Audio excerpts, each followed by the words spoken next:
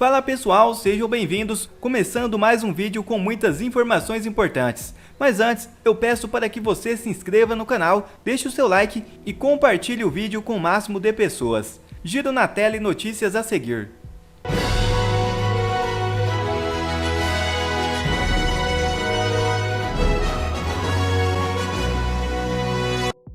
Primeira notícia já na tela. Desrespeitando a ordem do Tribunal Penal Internacional, Lula diz que Putin não será preso se vier ao Brasil. Lula, ao dizer que Putin não seria preso no Brasil, não só desafia o Tribunal Penal Internacional, como também dá um recado ao mundo democrático que o Brasil está do lado dos autoritários, que atentam contra o mundo livre. Veja o vídeo. Next year, Brazil will be hosting the G20. Would you like to welcome President Putin to Brazil for the G20? Ele será convidado. He will be invited Porque o ano que vem because next year é os BRICS na Rússia. we will have the BRICS being hosted by Russia. Antes do G20. Before the G20 in Brazil, we'll have the BRICS meeting in Russia, and I will attend the BRICS meeting in Russia next year.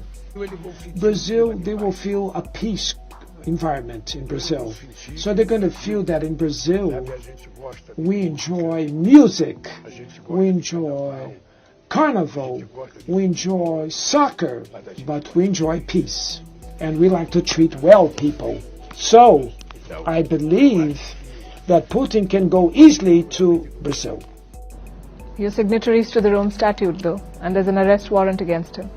Eu posso. Well, what I can say to you is that if I'm president of Brazil, and if he comes to Brazil, there's no way that he'll be arrested. No, he will not be arrested. No one is going to lack respect of Brazil. If you will arrest someone in Brazil without the authorization of the government, you are not respecting Brazil. People have to take seriously the country Brazil and its independence.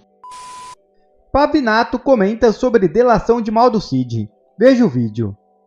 E ele deveria ser julgado não pelo STF, porque ele não tem foro privilegiado, mas pelo juiz de primeira instância da Vara Federal aqui da Justiça Federal em São Paulo. Portanto, há aí uma clara incompetência de juízo, uma clara incompetência de foro para investigação, está sendo em Brasília, devia ser em São Paulo. E se tiver algum acordo de delação premiada, primeiro, ele não pode ser homologado pelo STF, porque tem que ser homologado pelo juiz competente. E o juiz competente, de acordo com a legislação brasileira, é o juiz da Vara Federal de São Paulo e não no STF. O Lula teve algumas das suas condenações anuladas por erro de competência. E isso é um erro de competência.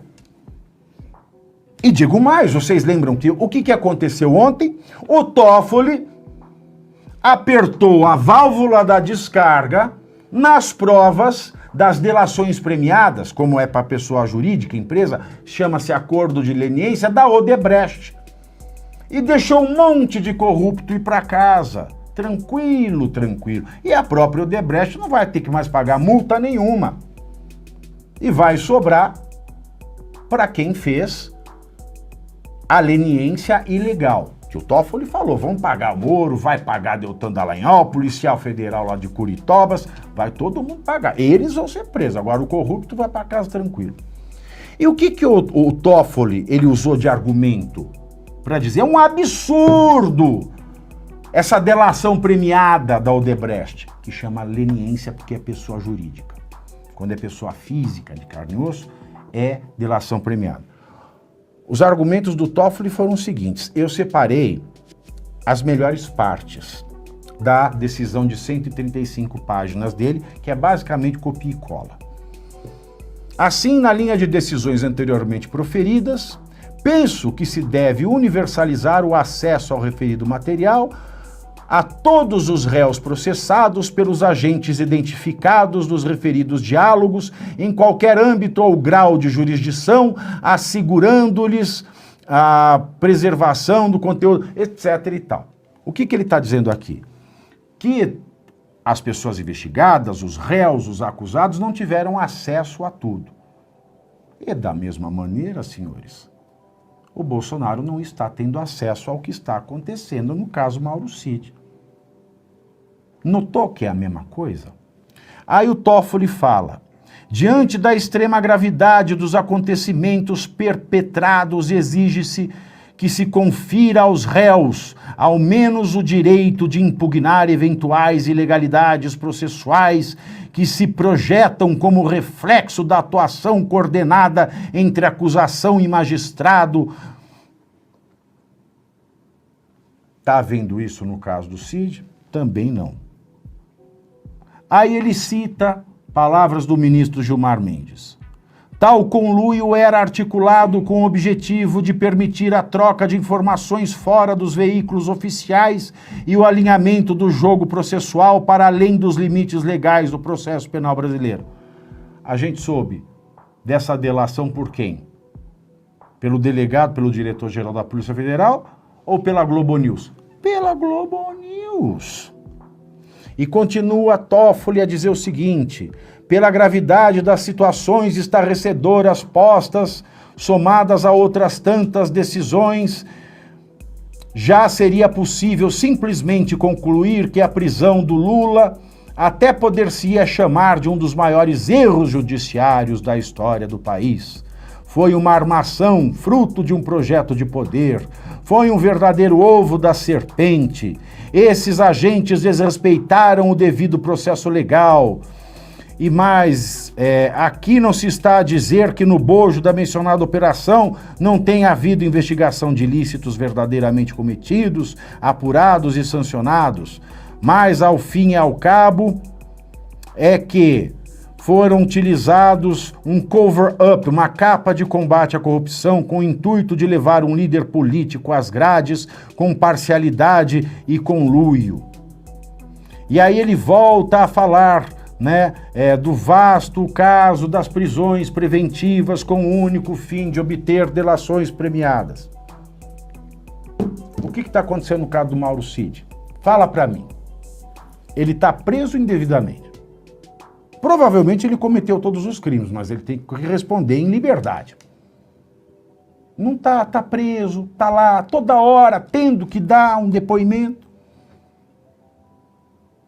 As outras partes que ele vai falar estão tendo acesso aos autos? Nananina, não. O povo brasileiro está tendo informação através dos meios oficiais? Não, pela Globo News. Logo, preste atenção, tudo o que o Toffoli argumentou ontem para livrar a Odebrecht do acordo de leniência e para livrar os corruptos que ela revelou, tem que ser aplicado se o Mauro Cid implicar qualquer autoridade, inclusive o ex-presidente Jair Bolsonaro. É assim, foi decidido ontem, por que amanhã vai ser decidido diferente? Essa vai ser a grande prova final, a prova final de que o Brasil é uma democracia ou é uma ditadura, disfarçada de democracia, o que é pior, o que é muito pior. Fica a pergunta, né? O que o Mauro Cid, ele vai delatar? Se é que ele vai delatar alguma coisa? Porque a gente já ouviu várias vezes. O advogado dele falou que ia dar uma, dar duas, dar 30, dar 40 versões e nada. A gente já ouviu lá atrás que o Mauro Cid ia entregar ao Bolsonaro e nada.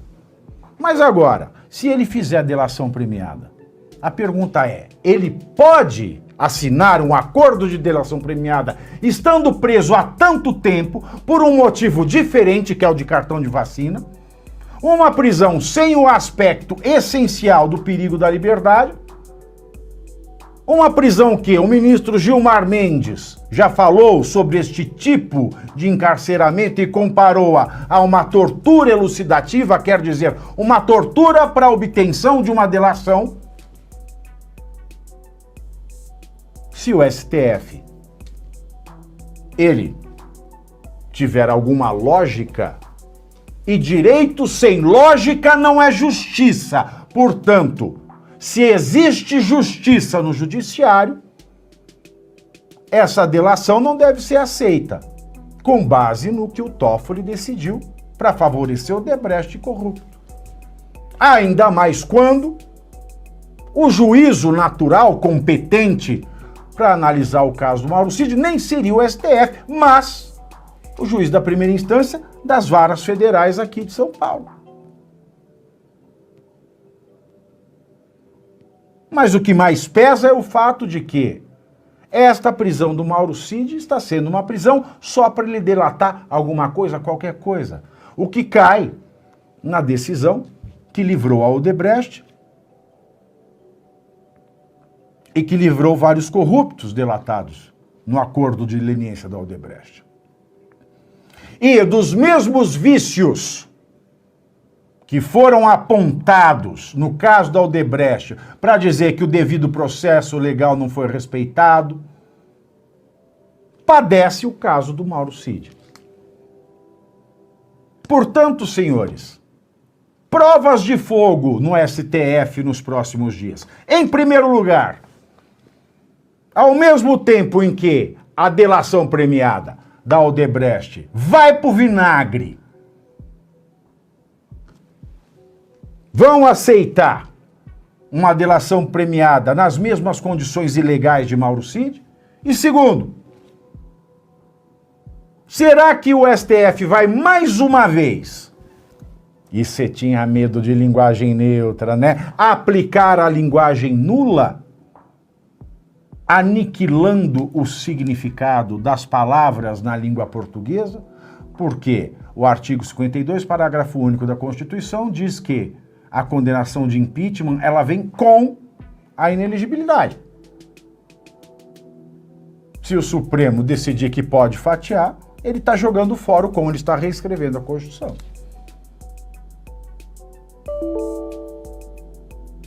Se não for isso, eu rasgo todos os meus diplomas de direito. Se não for isso, nós estamos na sociedade do medo, do arbítrio, mas não numa democracia. Aliás, se estivéssemos em uma democracia, o povo teria participado deste 7 de setembro. Mas o povo não estava lá. Ou porque não quis, ou, mesmo querendo, porque não pôde entrar. Porque nós temos um presidente que nega ao povo brasileiro o único instrumento democrático, legítimo, do cidadão comum, que é o poder da contestação. Já outra matéria na tela. No partido de Alckmin já aflora o antipetismo e o sentimento de traição com relação a Lula. É isso mesmo. O PSB já demonstra claramente o sentimento de insatisfação com Lula e o PT. Na ala paulista, dois fatores têm sido fundamentais: a saída de Márcio França do Ministério dos Portos e Aeroportos e o apoio do PT à candidatura de Guilherme Boulos à Prefeitura de São Paulo no próximo ano. De outro lado, o presidente nacional do partido, Carlos Siqueira, criticou publicamente o embarque do Centrão para compor o governo Lula, no lugar de aliados de primeira hora. O sentimento é de profunda traição, diz matéria publicada sobre o assunto no site Metrópolis. O certo é que, diante de tudo isso, Alckmin está aproveitando a oportunidade para fazer novas alianças e ir se fortalecendo. Bom, quer receber mais conteúdos como esse? Então inscreva-se agora mesmo no canal, deixe o seu like e compartilhe o vídeo com o máximo de pessoas. Assim você vai estar me ajudando demais. Fico por aqui, um forte abraço e que Deus abençoe a todos. Brasil acima de tudo e Deus acima de todos.